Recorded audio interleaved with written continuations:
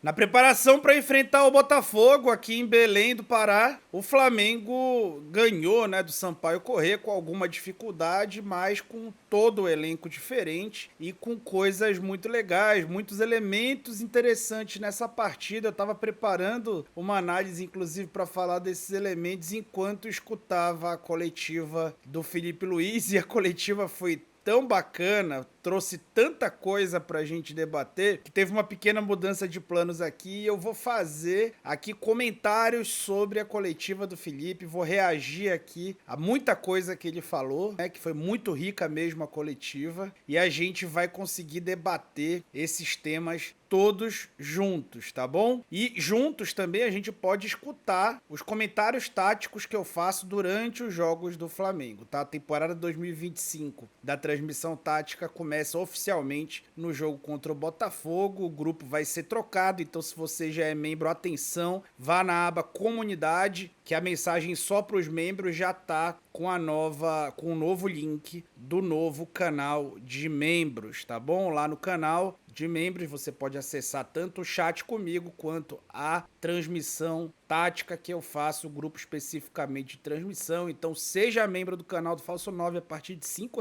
por mês. Você vai poder acompanhar os comentários táticos que eu faço em todos os jogos do Flamengo, tá bom? Então vem comigo falar sobre tática sem tatiquês.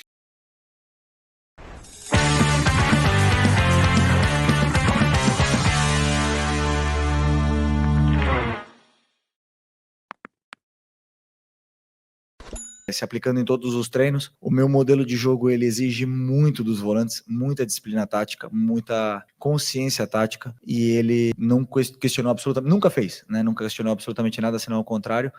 Perguntou, se dedicou e treinou muito forte, foi dos que melhor treinou essa pré-temporada, e o futebol não tem segredo, né? Você dá tudo pro futebol, o futebol te devolve. Se vê nos treinos como ele tá treinando, e é óbvio que a evolução dele vai existir, vai ser nítida como foi hoje. Ele precisa ficar com essa solidez, se sentir bem, ser elogiado porque ele merece ser elogiado pelo treinador e por todos, né? Porque é um cara que foi muito cobrado aqui, e continuar evoluindo, não parar de trabalhar nunca. O futebol ele não espera ninguém. E sobre o primeiro Alcaraz, mais do mesmo também, é um cara que se dedica muito nos treinos, não negocia nada, nem aquecimento, e obviamente que também precisa de tempo, e hoje o que eu mais gostei dele foi que ele não perdeu a bola. Hoje ele deu muito valor à bola, cuidou nos domínios, não acelerou tanto o jogo, e foi do jeito que eu gosto, né? Porque eu quero que acelere, mas no momento certo. Então ele soube... Então, gente, o Alcaraz, ele tem essa característica, ele domina a bola sempre querendo acelerar muito, e ele coloca a bola muito distante dos pés, né? Ele abre mão do controle da jogada para acelerar as jogadas. Se você for acompanhar a análise que eu fiz dele quando o Flamengo o contratou, eu fiz vários elogios e pontuei esse ponto a desenvolver. E no Flamengo, um time que joga sempre com adversários muito fechados, isso claramente ia ser agravado, né? Isso claramente ia ser um fator que ia dificultar mais. E o Felipe claramente está trabalhando isso com ele. O Alcaraz fez um bom jogo, jogando por dentro, 100% do tempo quase. O Arrascaeta até ajudando muito por fora no segundo tempo. Eu gosto muito de ver o Arrascaeta assim, ele vai falar um pouco sobre isso. E ele começou a entrevista falando um pouco sobre o Alan.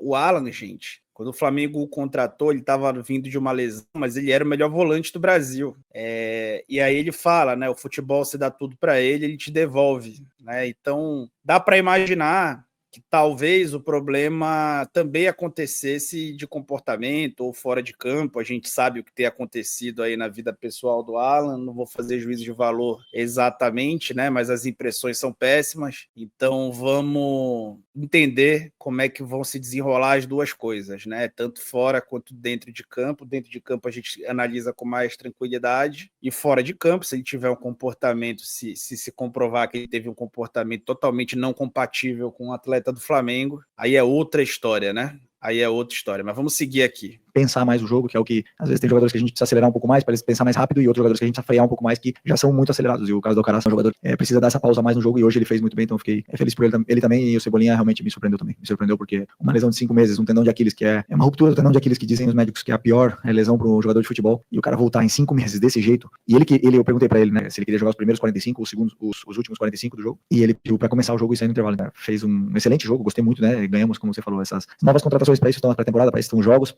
e eles possam competir entre eles e quem cresce a equipe. Boa noite, parabéns. Então, ele falou um pouco sobre as contratações, teoricamente, né? Que seria Cebolinha e Luiz Araújo.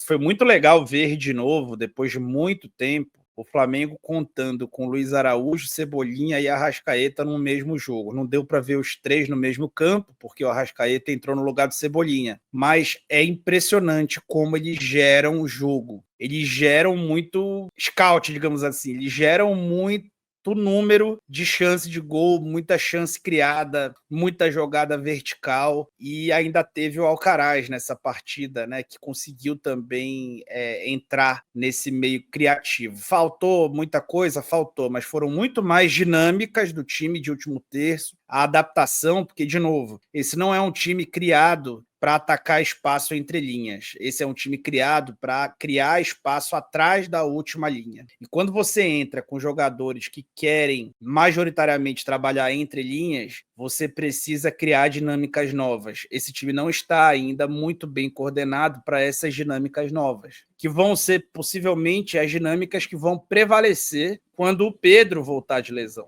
Então é imperativo que ele trabalhe essas dinâmicas agora e ter caras que precisam de poucas oportunidades, pegar poucas vezes na bola para gerar chances de gol, é algo que vai facilitar bastante a vida do Felipe. Tá? Então, assim, o Cebolinha construiu bastante coisa, quase fez gol. O Luiz Araújo entrou e com 20 minutos de participação, ele deu 2 assistências, ele tem um toque especial na bola, ele tem bola parada, o Felipe vai falar sobre isso. E o Arrascaeta flutuando de fora para dentro, a maioria do tempo jogando do lado esquerdo do campo. É um cara capaz de desequilibrar muito, junto com o Alcaraz, que se continuar crescendo de produção, vai ser um baita cara. Não à toa o Flamengo pagou tanto por ele. Agora, Obrigado. mas da Flá TV, eu queria que você comentasse outros pontos positivos que você enxergou. Eu vi que você tá rouco. Um jogo que exigiu muito do Flamengo hoje, né? De muita paciência. Você teve que colocar o Alan contigo nessa função, atacando espaço. A primeira oportunidade fez o gol. Queria que você destacasse outros pontos positivos que você enxergou na noite de hoje. Eu enxerguei muitos pontos positivos e também pontos que temos que evoluir. Precisamos melhorar nosso terço final. Estamos treinando muito para isso. Precisamos chegar com mais gente na área, ter mais, diria, malícia ou maldade na frente do gol, chutar mais, nós temos que melhorar isso aí, mas de pontos positivos foi que o time seguiu o plano os 90 minutos, novamente, ninguém desobedeceu, ninguém saiu da posição do jeito que eu não queria que saísse, e teve a paciência necessária, porque nesse tipo de jogo você tem que ter paciência, e ficou essa lição pra gente, né? Nós não deixamos a ansiedade que o torcedor gera muitas vezes por querer ele influenciar na nossa tomada de decisão, e isso foi uma coisa que eu fiquei muito feliz, né, que nós decidimos dentro do campo, e não tem nenhuma diferença você ganhar de 2-0 com 2 gols nos primeiros 10 minutos, e 2-0 com gols no final, o importante é vencer, e às vezes ter paciência e esperar que o adversário canse, abrir espaços, é fundamental, e foi assim que fizemos, então fiquei feliz por essa paciência que em outros jogos não tivemos tanto e a gente acabou verticalizando mais do que deveria, e eu gosto que verticalize o jogo, mas saber o momento certo. Essa resposta aí é cinema, tá? Isso aí é uma coisa que eu falei, eu tuitei isso, né, na outra rede, falei aqui no vídeo depois do jogo contra o Volta Redonda. Gente, é muito claro isso, tá? É muito claro para quem tem uma visão mais clínica do jogo e trabalha com isso, é muito claro que o Flamengo não está entrando, o time não entra para perder, é óbvio, ele entra para vencer, mas ele entra, sobretudo, para treinar. Então, é uma dinâmica que precisa ser treinada. Eu acabei de falar, ele precisa coordenar essa dinâmica. Com essa formação, ele precisa coordenar, ele precisa conseguir criar ali mecanismos, ele precisa repetir, e para isso ele precisa colocar o meio na frente do final. Quando o jogo é menos importante, ele precisa colocar o meio na frente do final. E acaba que um grande erro muito comumente reproduzido, especialmente em campeonatos estaduais, é você querer vencer a qualquer custo, é você não suportar a pressão externa e querer acelerar, querer jogar uma briga de rua que vai te dar a vitória, especialmente porque quando isso acontece, a qualidade individual, que é muito discrepante, acaba se pagando também, e isso gera resultados elásticos muitas vezes, tá? Contra times que são muito, muito inferiores. Quando a inferioridade é um pouco menor, até não é inteligente, mas quando a inferioridade é gigantesca, isso geralmente paga bem para o time que se expõe. Mas, cara, se ele fizesse isso, o time não ia estar melhorando. ia estar só tapando o sol com a peneira. O Flamengo podia ter vencido esse jogo por 5-0, tá? Mas o foco do time não era esse. O foco do time era continuar treinando, fazer jogadas coordenadas e vencer o jogo a partir delas. Hoje foi a bola parada, né? Ontem foi a bola parada. Mas a bola parada também se treina, e se treina muito. É uma das 5 fases do jogo, tá? Então bora lá. Porque você mesmo disse muito bem, o Flamengo tem muitas opções, não só em quantidade, mas também jogadores que fazem várias funções. E eu percebo que quando o Flamengo está com a bola saindo para o campo de ataque, tem os 2 zagueiros, os 2 volantes, e aí na frente, dependendo se tem 2 meias, os laterais acompanham ou na linha dos meias ou lá na frente, né, na linha dos atacantes. Eu queria entender se você prefere exatamente jogar com 2 meias ou prefere jogar como hoje, os 2 pontas, como é que você prefere jogar e se tem também a possibilidade do Danilo fazer uma trinca de zagueiros, como é que você prefere? Como é que a sua preferência como é? Se você puder falar um pouco também do Lohan que teve no banco hoje, não lembro. Eu queria entender um pouco mais a tua pergunta. Você fala se eu prefiro jogar com 2 meias ou 2 pontas. E como eu joguei hoje? Como você jogou hoje com 2 pontas. Com o Matheus. Boa, não, tava lembrando, mas o Matheus jogou por dentro. É que o Matheus jogou por dentro, como meia. Felipe tava querendo fazer uma ironia com o parceiro aí, dizendo que ele jogou com um meia e um ponta, e que basicamente eram 3 meias porque era o Cebolinha, mas ele desistiu. Ele é boa praça.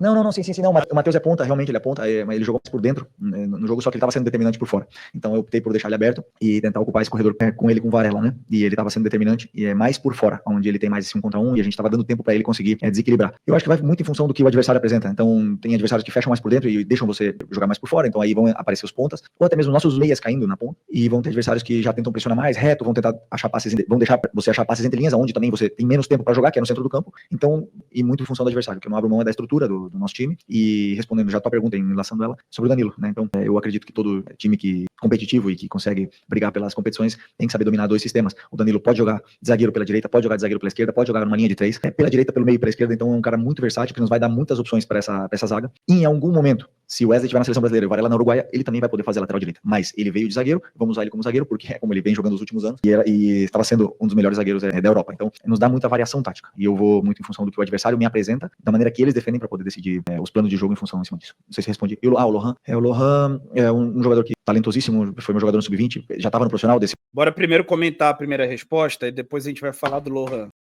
Bom, sobre a primeira resposta, ele deixa muito claro que o Danilo vem para ser zagueiro, que o time vai dominar duas maneiras e que também vai pressionar os 2 Léos. Achei perfeita a resposta, né? E vai poder jogar quando tiverem na seleção os 2. Planejou, só que ele está falando dos outros na seleção e não o Danilo na seleção, né? E o Danilo tem sido convocado sempre. Curioso, tá? Mas deixando claro que o Danilo vai ser zagueiro, tá? Deixando muito claro que o Danilo vai ser majoritariamente zagueiro, que ele tem sim planos para jogar com 3 zagueiros. A gente vai explorar isso bastante mais, tá? A gente vai explorar muito isso em breve. De uma especial que a gente está fazendo. Faz 5 anos que a regra das 5 substituições entrou em vigor. E aí eu queria te perguntar, qual que é a sua visão dessa regra? Qual a sua visão dessa avaliação dessa regra nesses 5 anos? E você já virou treinador já com essa regra em vigor, né? Mas o que você acha que isso mudou na vida dos treinadores? Eu acredito que favorece quem tem um elenco muito qualificado, né? Que você pode usar, fazer trocas e subir o nível de 5 jogadores, ou pelo menos igualar o nível dos 5 jogadores. Eu, particularmente, sou um treinador que gosta de trocar pouco. Eu não gosto de fazer substituições. Por quê? Vou tentar explicar, porque eu acredito muito que quando você joga 90 minutos, todos os jogos 90, você se acostuma a jogar, o teu corpo se acostuma a isso. Você se adapta a essa situação. E depois, 90 minutos, acabam sendo poucos. Acaba o jogo, você fala, ainda dá pra ter ido mais 30, que é o caso da prorrogação. E eu me senti assim durante muito tempo da minha carreira, até os 31, 32 anos. Eu acabava o jogo e falava, poderia ter jogado mais 15, 20 minutos no mesmo nível tranquilamente, porque eu não saía do campo nunca. O lateral, o Simeone nunca me substituía. Dificilmente ele me substituía. Depois dos 30 eu já comecei a ter mais dificuldade em chegar, manter um nível de intensidade aos 90 minutos. Então eu sou um treinador que gosta de trocar pouco, mas tento sempre ver o que está acontecendo no campo e às vezes fazer trocas, tentar melhorar aquilo que está acontecendo no campo. Você já viu em alguns jogos, já acabei com uma substituição ou 2 e não me importa. Eu gostava de quando eram 3 substituições, porque você não desestruturava muito a equipe.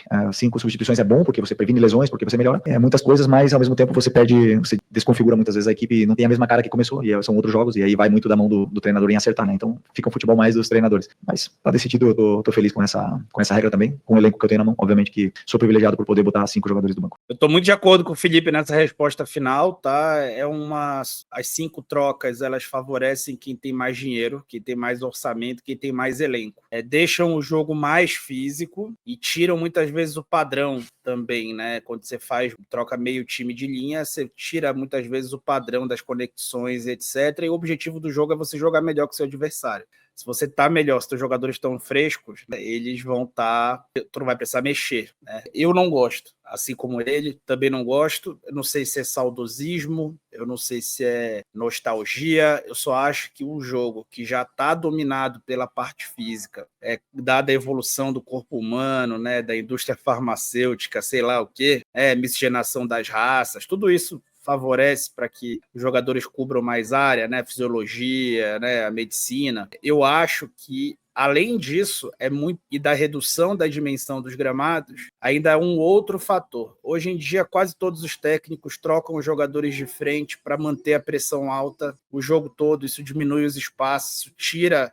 A gente gosta do futebol da briga por espaço, eu sou louco pela briga territorial, mas eu acho que tem que haver também espaço para que o imponderável aconteça, para que os jogos sejam mais equilibrados, para que o elenco mais curto vença. Em 2019, o Flamengo tinha um elenco curto, que possivelmente não teria vencido tudo que venceu se tivessem 5 substituições, porque aquele time não trocava 5, nem tinha 5 para botar, muitas vezes. Então, não gosto, tá? Não gosto, fiquei feliz que o Felipe também não gosta, entendo quem gosta, respeito, mas é opinião, né? O segredo de dar opinião é a gente falar o que a gente pensa, tá bom? Essa é a resposta mais legal que eu gostei da reunião, que eu achei legal da coletiva. E comentem aí o que vocês acharam da coletiva, mais uma aula do Felipe, né? Muito legal ver ele falar de futebol, tem coisa que a gente não concorda tanto, coisa que concorda mais, mas é sempre muito engrandecedor vê-lo falar, tá bom? Valeu, pessoal! Falou!